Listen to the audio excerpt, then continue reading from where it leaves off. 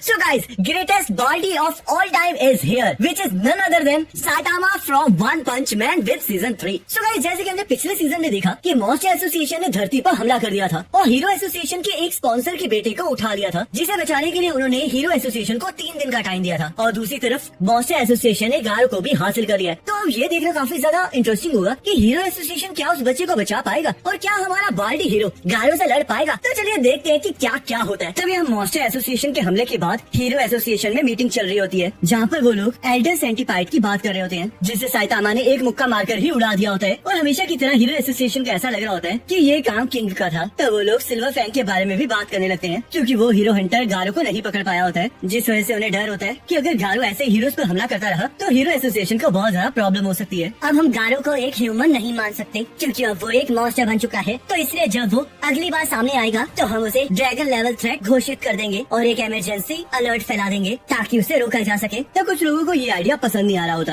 और उन्हें लग रहा होता है कि एस क्लास हीरोज तो गारो को रोक ही लेंगे, पर सिच को पता होता है कि गारो एस क्लास पर भी कितना भारी पड़ सकता है। वैसे ये बहुत बुरी बात है कि सिल्वर फैंग गारो को नहीं मार पाया, पर उसने उसे काफी ज्यादा इंजर्ड कर दिया है, जिसका मतलब वो अब मॉन्स्टर एसोसिएशन का साथ नहीं दे सकता। तो हम इसलिए इसे जीत मान सकते हैं। तो हीरो एसोसिएशन का एक member top S class hero blast को बुलाने की बात करने लगता है, क्योंकि ब्लास्ट ने अभी तक कुछ भी नहीं किया होता, पर सिच इस चीज के लिए मना करने लगता है, क्योंकि ब्लास्ट सिर्फ अपनी मर्जी से हीरो का काम करता है, जिस वजह से उसे कोई भी ऑर्डर नहीं दे सकता। और ऊपर से उसकी आइडेंटिटी को भी सीक्रेट रखा गया है, क्योंकि वो इस ट्रीटमेंट के काबिल है। पर अगर ह्यूमैनिटी को उसकी जरूरत पड़ेगी तो वो जरूर आएगा। तो हीरो एसोसिएशन का एक स्पॉन्सर नारिंकी उन्हें ब्लास्ट को अभी बुलाने के लिए कहता है, क्योंकि मॉन्स्टर एसोसिएशन ने उसके बेटे को किडनैप कर लिया होता है और मॉन्स्टर एसोसिएशन ने हीरो एसोसिएशन को उसे बचाने के लिए सिर्फ 3 दिन दिए होते हैं, जिसमें से एक दिन तो बीत भी चुका होता है। तो सकिंगर नारिंकी को ये यकीन दिलाता है कि वो लोग उसके बेटे को जरूर वापस ले आएंगे, क्योंकि सकिंगर रेस्क्यू टीम का कमांडर होता है। तो यहाँ इस काम के लिए टोर्नेडो, पिग गॉड और सुपर एलॉय डार्क शाइन को बुलाया होता है। और टोर्नेडो मॉन्स्टर एसोसिएशन की लोकेशन के बारे में पूछने लगती है, पर अभी तक चाइल्ड एम्परर उस लोकेशन को नहीं ढूंढ पाया होता। मॉन्स्टर एसोसिएशन का हाइड आउट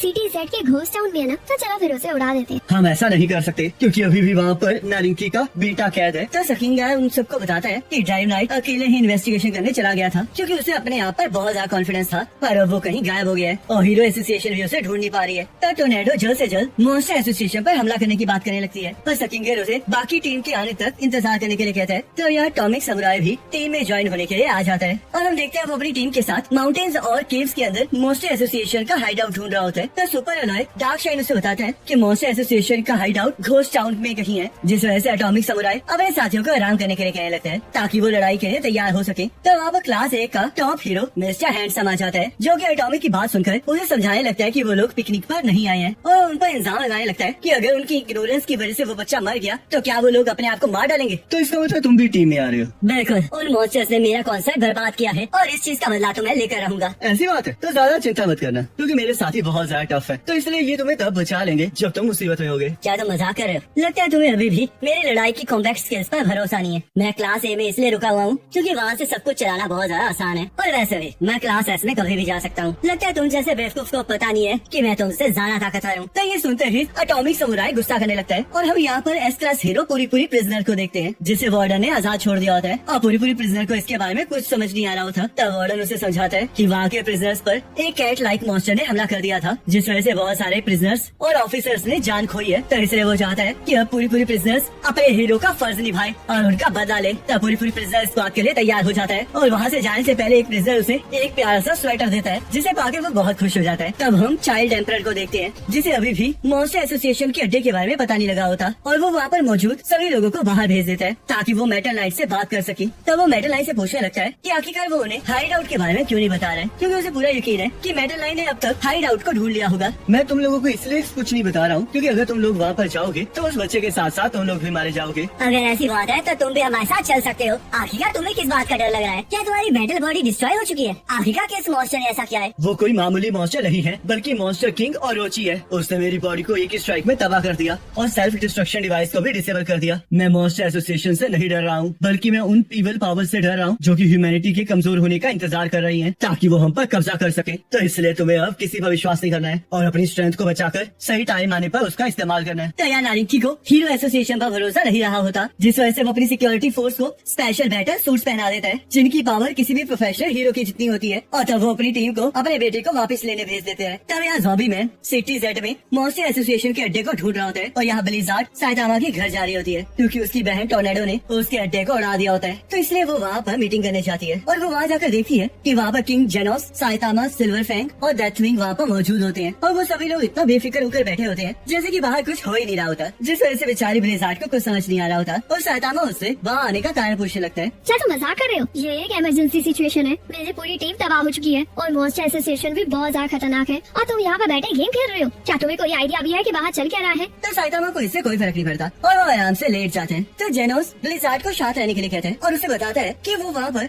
एक बड़े दुश्मन से लड़कर आराम करने आए हैं ताकि वो अगली लड़ाई के लिए तैयार हो सके। तब ब्लिज़ार्ड को सभी की सिचुएशन के बारे में समझ में आ जाता है पर उसे साइतामा के ऊपर कोई खरोच दिखाई नहीं दे रही होती। इस वजह से उसे समझ नहीं आ रहा होता कि आखिरकार इतनी खतरनाक सिचुएशन के बावजूद वो इतना शांत कैसे रह सकता है। तब उसे लगने लगता है कि शायद साइतामा अपने डर को छुपा रहे, जिस वजह से वो साइतामा से इसके बारे में पूछने लगती है। पर साइतामा को इससे सच में कोई फर्क नहीं पड़ रहा होता, जिस वजह से ब्लिज़ार्ड आग बबूला होने लगती है और साइतामा को स्ट्रेटेजी मीटिंग रखने के लिए कहती है। तो ब्लिज़ार्ड को पता चलता है कि उन सभी के ट्रांसमीटर्स टूट चुके हैं, जिस वजह से उन्हें नहीं पता कि हीरो एसोसिएशन में चल क्या रहा है। तब वो सबको बताती है कि मॉन्स्टर एसोसिएशन में लड़ाई स्टार्ट होने वाली है और वहाँ की सिचुएशन से उसे पता चलता है कि सिर्फ वो और साइतामा ही बचे हैं जो लड़ सकते हैं क्योंकि बाकी सबकी हालत बहुत ज्यादा बुरी होती है और किंग तो पहले ही खिसकने का प्लान बना रहा होता है। तब ब्लिज़ार्ड साइतामा को उसके साथ मिलकर कुछ करने के लिए कहने लगती है क्योंकि अगर बी क्लास हीरो इस टाइम हीरो एसोसिएशन का साथ देंगे तो फ्यूचर इवेल्युएशन में उनकी छवि अच्छी हो सकती है, जिस वजह से वो सभी लोग मॉन्स्टर्स के बारे में बात करने लगते हैं और सिल्वर फैंग को ये डर लग रहा होता है कि कहीं गारो मॉन्स्टर्स के साथ हाथ न मिला ले। तो साइतामा ने भी हीरो हंटर के बारे में सुना होता है पर उसे इस बात से बहुत ज्यादा गुस्सा आता है कि गारो ने उसे अपना टारगेट नहीं बनाया होता और उसे लगने लगता है कि इसका रीजन शायद ये है क्योंकि उसका हीरो नेम केप्ड बार्डी है, जिस वजह से वो अपने सूट को पहन लेता है ताकि वो गारो से इस चीज का बदला ले सके और वापस आते हुए सब्जी ला सके।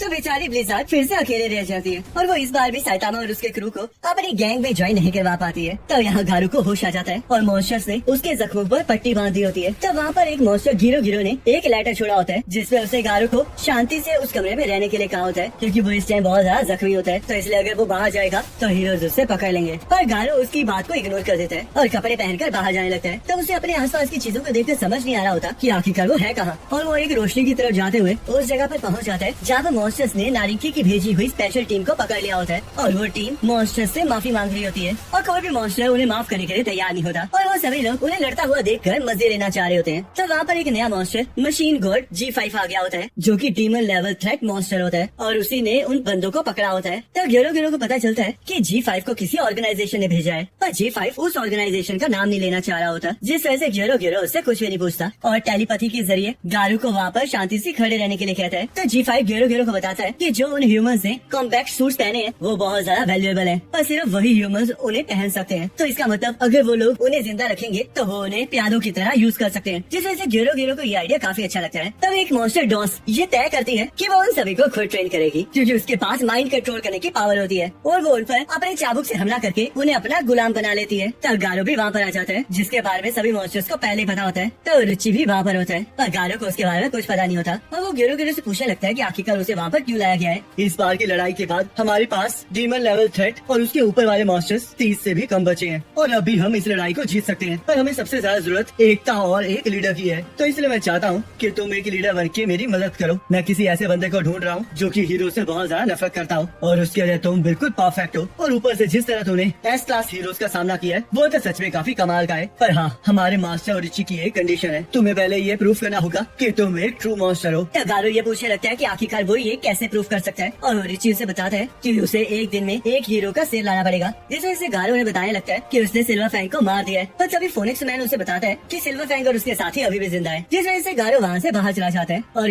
गिरो दो डीमन लेवल थ्रेट मॉन्स्टर्स को गारो के पीछे भेज देते हैं। तो यहाँ पर टेम्पेस्ट विंड और हेलफायर फ्लेम गारो की सिचुएशन के बारे में डिस्कस कर रहे होते हैं और अभी तक उन्हें सोनिक से कोई खबर नहीं मिली होती क्योंकि उन्होंने उसे मॉन्स्टर सेल्स दिए होते हैं ताकि वो भी एक मॉन्स्टर में कन्वर्ट हो सके। पर उन्हें लगता है कि शायद सोनिक मर चुका है। तो हम देखते हैं कि सोनिक बिल्कुल सही सलामत होता है और मॉन्स्टर सेल को खाने की वजह से उसका पेट खराब हो चुका होता है, पर अब वो बिल्कुल ठीक हो चुका होता है और उसे अपने अंदर मॉन्स्टर एनर्जी फील होने लगती है, जिस वजह से वो ये डिसाइड करता है कि अब वो साइतामा को बिल्कुल नहीं छोड़ेगा और इसी के साथ ये एपिसोड खत्म हो जाता है। आप लोगों को ये वीडियो अच्छी लगी तो प्लीज वीडियो को लाइक कर देना और चैनल को सब्सक्राइब कर देना क्योंकि इसके आगे के एपिसोड भी हमारे इसी चैनल पर आते रहेंगे।